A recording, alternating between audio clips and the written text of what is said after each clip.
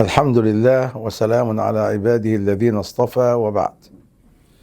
ما زلنا نتحدث عن المراحل الأولى للإسلام، وقلنا فيما سبق ونتمم الآن إن الإسلام أول ما نزل الآيات التي كانت تتكلم عن البعث والجنة والنار ثم التشريعات، إلى أن نزل قول الله تعالى: اليوم أكملت لكم دينكم وأتممت عليكم نعمتي ورضيت لكم الإسلام دينا.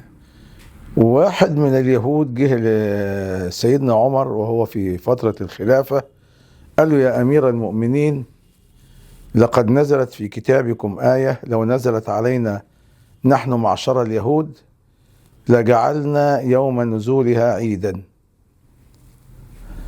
سيدنا عمر ما تكبرش ولا أي حاجة، قال له: ما هي؟ قال له: اليوم أكملت لكم دينكم وأتممت عليكم نعمتي ورضيت لكم الإسلام دينا.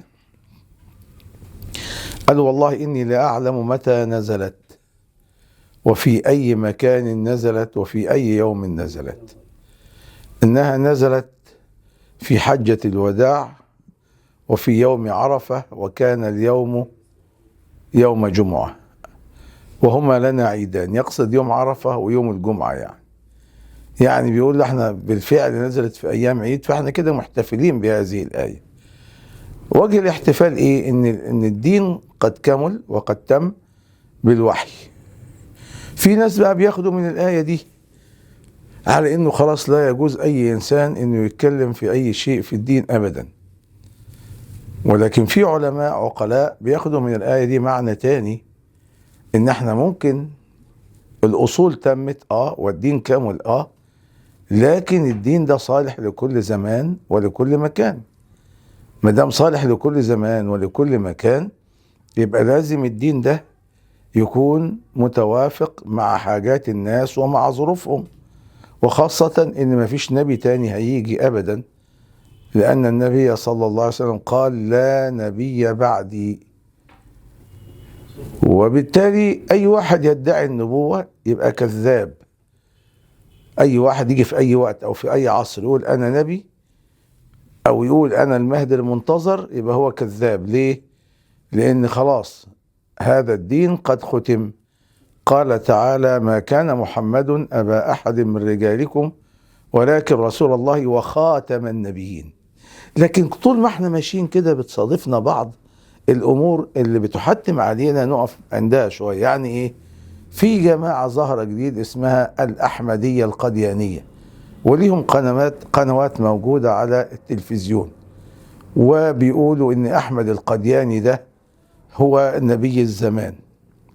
وفي جماعه البابيه والبهائيه بيدعوا ان الباب والبهاء كانوا بيدعوا النبوه. طبعا دي كلها دعاوى كاذبه، والدعاوى دي اصلا انما نشأت بصناعه غير عربيه وغير اسلاميه عشان يشككوا الناس في هذا الدين.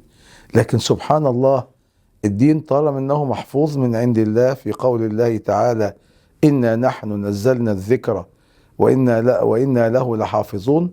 وطبعا هنا في مؤكدات، عدة مؤكدات: إن ونحن ونزلنا بالتشديد، وإنا له لحافظون، والقسم ولام التأكيد. كل المؤكدات دي بتؤكد إن هذا القرآن محفوظ من عند الله تبارك وتعالى. ليه؟ عشان هو الكتاب الخاتم.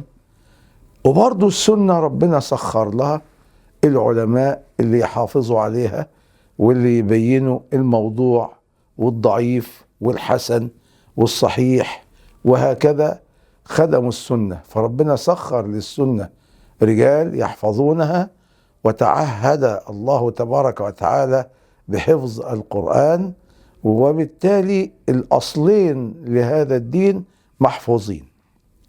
لكن اجتهادات العلماء يجب أن تظل وأن تستمر، وده كان منذ القرن الأول والثاني ابتدت الأمور تظهر. يعني آية اليوم أكملت لكم دينكم آية تتكلم عن الأصول، لكن ده لا ينفي أن هناك اجتهادات اقتضتها ضرورة الوقت، وسنبين هذا إن شاء الله في لقاء آخر. أقول قولي هذا وأستغفر الله لي ولكم، والسلام عليكم ورحمة الله.